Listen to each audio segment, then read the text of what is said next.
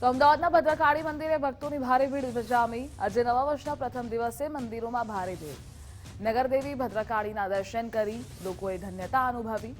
ભક્તોએ આવનારું વર્ષ સારું રહે તે માટે પ્રાર્થના કરી। વહેલી સવારથી જ મંદિરમાં ભક્તોનું ઘોડાપૂર જામ્યું છે। તો નવા વર્ષના પ્રથમ દિવસે મંદિરમાં મોટા પ્રમાણમાં માઈ ભક્તો પહોંચ્યા હતા। માના દર્શન કરી ધન્યતા અનુભવી રહ્યા છે। તો નવા વર્ષની શરૂઆત માના દર્શનથી માના આશીર્વાદ સાથે લોકો કરી રહ્યા છે। અમદાવાદના ભદ્રકાળી મંદિરના પરિસરના દ્રશ્યો છે અને આ મુદ્દે આપણી સાથે સંવાદદાતા માનસી જોડાયેલા છે। માનસી, ભદ્રકાળી મંદિરે આજે નવા વર્ષે કેવો ભક્તિમય માહોલ છે તે જણાવશો।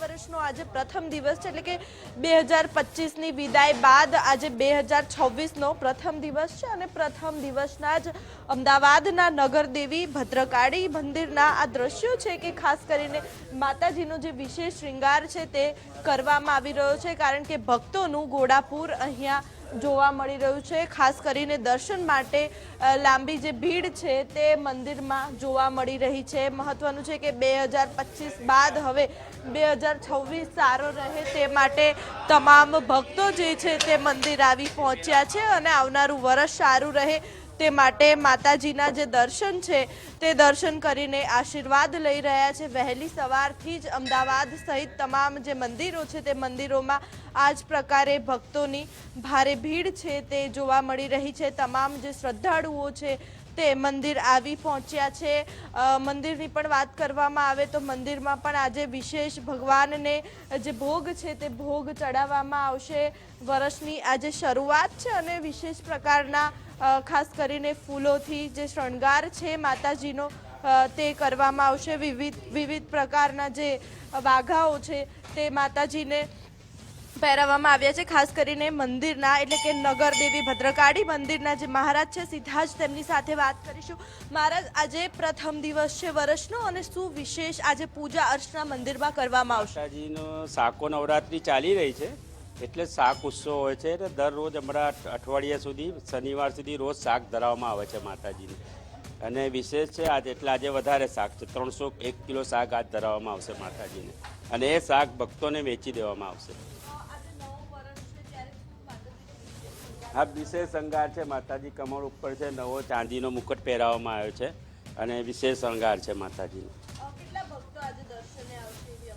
હવે એ તો કંઈ ગણતરી ના રહે, નગર દેવી છે એટલે ભક્તો તો બધા આવવાના માતાજીને। બિલકુલ, એટલે ખાસ કરીને કમળ ઉપર માતાજીનો જે શ્રૃંગાર છે તે કરવામાં આવી રહ્યો છે ગુલાબથી અને જે નવો મુકટ છે તે પણ ધારણ કરવામાં આવ્યો છે અને ખાસ કરીને આજે વિશેષ પ્રકારના જે શાકભાજીઓ છે તેનો ભોગ ચડાવવામાં આવશે અને ત્યારબાદ પ્રસાદી રૂપે તમામ ભક્તોને વહેંચવામાં આવશે। આપણી સાથે કેટલાક જે ભક્તો છે તે પણ મંદિર આવી પહોંચ્યા છે અને વિશેષ પ્રકારની જે પૂજા અર્ચના છે, ચૂંદડી છે તે પણ માતાજીને ચઢાવવામાં આવી રહી છે। આપણી સાથે કેટલાક ભક્તો છે તેમની સાથે પણ વાત કરીશું। શું કહેશો, આવનારું નવું વર્ષ સારું રહે તે માટે મંદિર આવ્યા છો, શું પ્રાર્થના કરી માતાજીને? सबका ही अच्छा होए, भगवान नया वर्ष सबका ही अच्छा करे, इसके लिए माता जी को निवेदन करते हैं कि नया साल सबकी अच्छा રહે।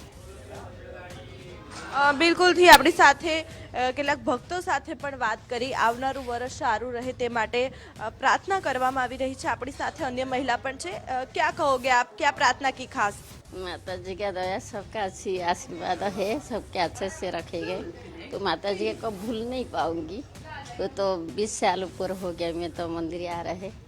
सबका भगवान माता जी अच्छा खुशी से रखे। साड़ी लेके आए, चुनरी लेके आए, हार लेके आए, नारियल लेके आए, घी लेके आए, नींबू लेके आए, ऑरेंज का लड्डू लेके आए, सिंगार लेके आए, ये सब कुछ लेके आए माता जी ले। कमल का फूल लेके आए, इंग्लिश का गुलाब फूल लेके।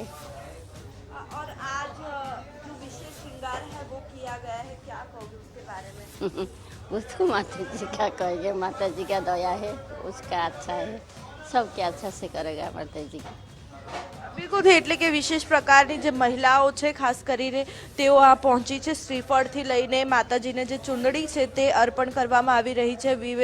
વિશેષ પ્રકારનો જે પ્રસાદ છે તે પણ માતાજીને ચઢાવવામાં આવ્યો છે અને વહેલી સવારથી જ આ પ્રકારે તમામ મંદિરોમાં ભારે ભીડ જોવા મળી રહી છે. મહત્વનું છે કે 2025 બાદ આવનારું 2026નું વર્ષ સારું રહે તે માટે પ્રાર્થના કરવામાં આવી રહી છે. બીજી તરફ મંદિરમાં તમામ જે શાકભાજીઓ છે તે પણ અહીંયા મૂકવામાં આવી રહી છે, કારણ કે આ જ શાકભાજીઓનું શાકોત્સવનું જે પર્વ છે તે ચાલી રહ્યું છે અને તે પર્વ દરમિયાન આજે માતાજીને વિશેષ જે નગરદેવીને જે ભોગ છે તે ભોગ ચડાવવામાં આવશે અને ત્યારબાદ તમામ ભક્તોમાં આ શાકભાજીનો જે પ્રસાદ છે તે વહેંચવામાં આવશે. જી વિમાનસિંહ, જોડાવા બદલ આભાર આપનો.